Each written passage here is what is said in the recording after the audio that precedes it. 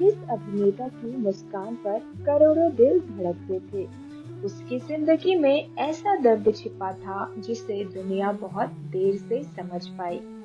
क्या आपने कभी सोचा है कि बॉलीवुड का वो हीरो जिसने प्यार करना सिखाया, जिसने पहाड़ों पर खड़े होकर याहू चिल्लाते हुए पूरी पीढ़ी को दीवाना बना दिया, वही इंसान अपनी असली जिंदगी में इतना अकेला क्यों हो गया था? एक ऐसा सुपरस्टार जिसके आगे बड़े बड़े निर्माता लाइन लगाते थे, जिसकी एक मुस्कान पर लड़कियां बेहोश हो जाती थी, जिसके डांस स्टेप की नकल पूरा देश करता था। लेकिन क्या आप जानते हैं, इस चमक दमक के पीछे एक ऐसा दिल धड़क रहा था जिसने प्यार भी पूरे दिल से किया और दर्द भी पूरी शिद्दत से सहा। 21 अक्टूबर 1931 मुंबई में एक ऐसे बच्चे का जन्म हुआ जिसका नाम रखा गया शमशेर राज कपूर। आगे चलकर यही नाम बदलकर पूरी दुनिया में शम्मी कपूर के नाम से मशहूर हुआ। उनके पिता थे महान अभिनेता और रंगमंच के स्तंभ पृथ्वीराज कपूर, और माँ थी रामसरनी कपूर, जो पूरे परिवार को जोड़कर रखने वाली महिला थी। ये वही परिवार था जिसने आगे चलकर हिंदी सिनेमा को कई सुपरस्टार दिए। बड़े भाई राज कपूर, छोटे भाई शशि कपूर। आज लोग सोचते हैं कि इतने बड़े परिवार में जन्म लिया होगा तो सफलता तो तय रही होगी, लेकिन सच्चाई बिल्कुल अलग थी। पृथ्वीराज कपूर अपने बच्चों को कभी भी स्टार किड की तरह पालते नहीं थे। उनका मानना था कि अगर मेहनत नहीं किया तो नाम भी ज्यादा दिन नहीं टिकेगा। शम्मी कपूर पढ़ाई में बहुत तेज नहीं थे। उनका मन किताबों से ज्यादा नाटक, संगीत और लोगों की नकल उतारने में लगता था। स्कूल में वो अक्सर अपने शिक्षकों और दोस्तों की मिमिक्री करते थे। कई बार उनकी इसी आदत की वजह से सजा भी मिलती थी, लेकिन यही मिमिक्री आगे चलकर उनकी सबसे बड़ी ताकत बनी। उन्हें बचपन से संगीत सुनना बेहद पसंद था। जब भी घर में रिकॉर्ड बजते तो वो शीशे के सामने खड़े होकर खुद को हीरो समझकर अभिनय करने लगते। थिएटर में वर्षों की मेहनत के बाद आखिर वो दिन आया जब उन्हें फिल्मों में मौका मिला।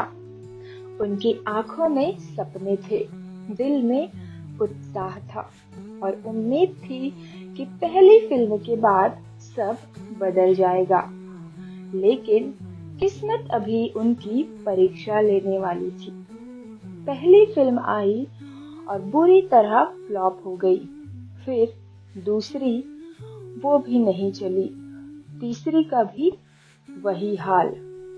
एक एक करके लगातार कई फिल्में असफल रही, लेकिन उन्होंने हार नहीं मानी। उन्हें विश्वास था कि अगर मेहनत जारी रखी तो एक दिन किस्मत जरूर बदलेगी।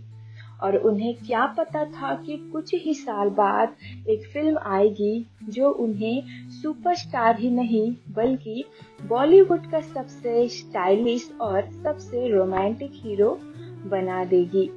उस दौर के ज्यादातर हीरो गंभीर किरदार निभाते थे। धीमी चाल, सधे हुए संवाद, संकोची रोमांस। लेकिन शम्मी कपूर ने तय किया कि वो ये नियम नहीं मानेंगे।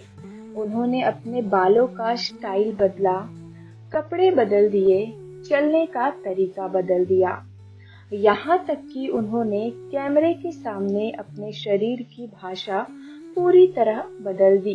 उनका मानना था, अगर दर्शक मुझे याद रखेंगे तो मेरे अलग अंदाज की वजह से।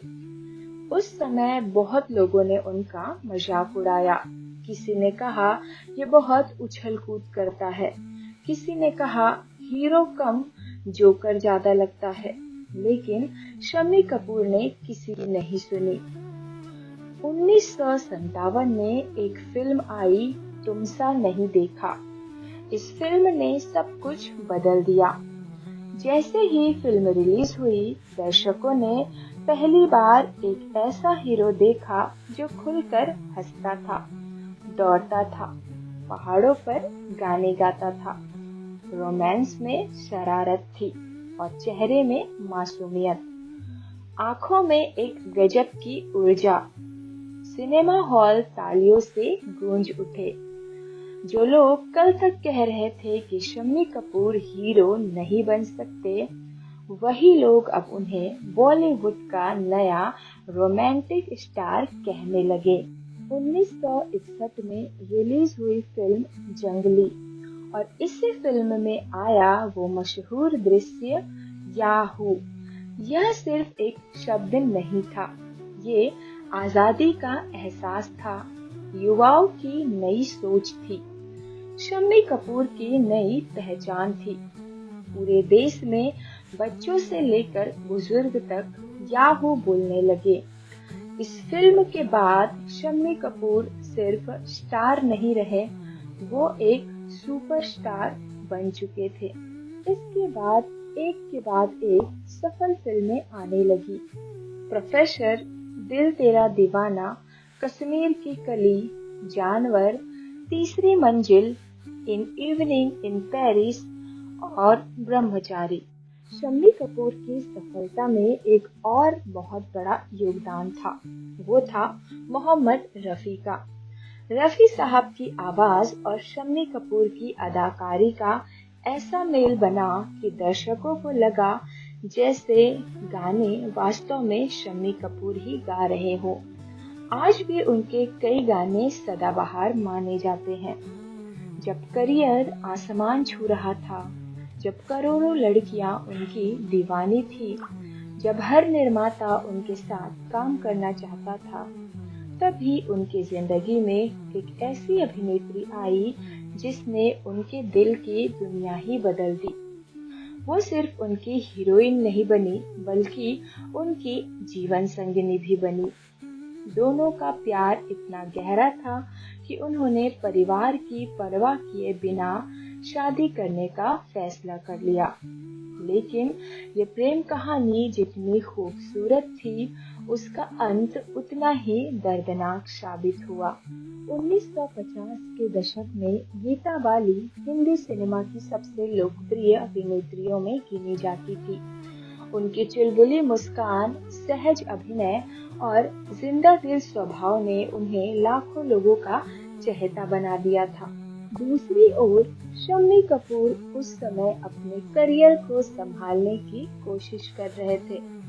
उनके पास नाम तो था, लेकिन वो सफलता नहीं थी जिसकी उन्हें तलाश थी। दोनों की मुलाकात फिल्म रंगीन रातों के दौरान हुई। शुरुआत में ये सिर्फ एक पेशेवर रिश्ता था, लेकिन कुछ ही दिनों में दोनों के बीच दोस्ती हो गई। शूटिंग खत्म होने के बाद भी दोनों मिलने लगे। कभी लंबी ड्राइव, कभी घंटों बातें, कभी फिल्में और कभी संगीत पर चर्चा। धीरे धीरे दोनों को एहसास हुआ कि यह सिर्फ दोस्ती नहीं रही। शम्मी कपूर गीता बाली के बिना अपनी जिंदगी की कल्पना नहीं कर पा रहे थे। एक दिन अचानक शम्मी कपूर ने गीता बाली से कहा, क्या तुम मुझसे शादी करोगी? गीता बाली मुस्कुराई। उन्होंने तुरंत हाँ नहीं कहा। उस समय अंतर परिवार और फिल्मी शादियों को लेकर समाज में कई तरह की बातें होती थी। दोनों नहीं चाहते थे कि शादी से पहले कोई हंगामा हो, इसलिए उन्होंने बेहद सादगी से विवाह करने का निर्णय लिया। कहा जाता है कि एक रात शूटिंग खत्म होने के बाद दोनों सीधे मंदिर पहुंचे। वहां बहुत कम लोग मौजूद थे। एक रोचक किस्सा अक्सर सुनाया जाता है कि उस समय सिंदूर उपलब्ध नहीं था, तो गीता बाली ने अपने मेकअप बॉक्स में रखी लाल लिपस्टिक से ही शम्मी कपूर से अपनी मांग भरवाई। शादी की खबर जब कपूर परिवार तक पहुंची तो शुरुआत में सभी हैरान रह गए, लेकिन धीरे धीरे परिवार ने इस रिश्ते को स्वीकार कर लिया। पृथ्वीराज कपूर ने भी आखिरकार बेटे के फैसले का सम्मान किया और गीता बाली जल्द ही कपूर परिवार का अहम हिस्सा बन गई। शादी के बाद दोनों के घर खुशियां आई। उनके 2 बच्चे हुए। शूटिंग के बाद शम्मी कपूर अपना अधिकतर समय परिवार के साथ बिताना पसंद करते थे। बाहर से देखने वालों को लगता था कि उनकी जिंदगी अब पूरी तरह परफेक्ट है। करियर शानदार, परिवार खुश, नाम, शोहरत और दौलत, सब कुछ उनके पास था। लेकिन किस्मत को शायद कुछ और ही मंजूर था। 1965 में गीता बाली को चेचक हो गया। उस दौर में इस बीमारी का इलाज आज जितना उन्नत नहीं था। शुरुआत में किसी ने नहीं सोचा था कि स्थिति इतनी गंभीर हो जाएगी। शम्मी कपूर रात दिन उनकी देखभाल करते रहे। उन्होंने शूटिंग तक छोड़ दी। उन्हें विश्वास था कि गीता ठीक होकर घर लौट आएगी, लेकिन नियति ने बहुत बड़ा आघात देने की तैयारी कर ली थी। कुछ ही दिनों में गीता बाली की हालत बिगड़ती चली गई और फिर वो दिन आया जिसने शम्मी कपूर की पूरी दुनिया उजाड़ दी। जिस इंसान ने उन्हें जीना सिखाया था, वह हमेशा के लिए उनसे बिछड़ गई।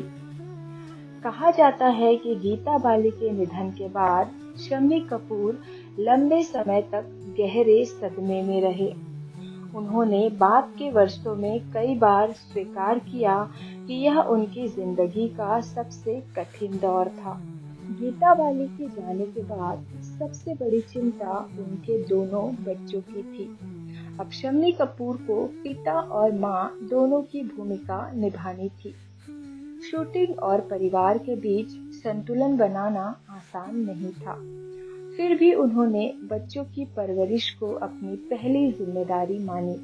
समय के साथ कपूर परिवार को लगने लगा कि बच्चों को एक स्थिर पारिवारिक माहौल की जरूरत है।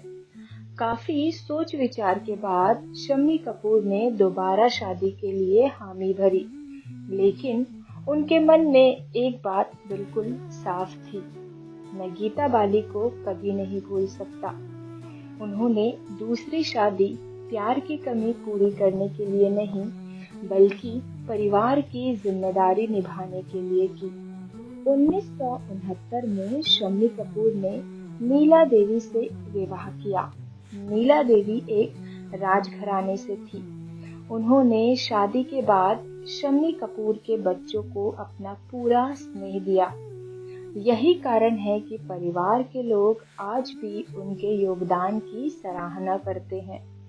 शम्मी कपूर भी उनका सम्मान करते थे और उन्होंने कई मौकों पर माना कि नीला देवी ने कठिन समय में परिवार को संभाला। 70 का दशक आते आते हिंदी सिनेमा का स्वाद भी बदलने लगा। नई पीढ़ी के सितारे सामने आने लगे।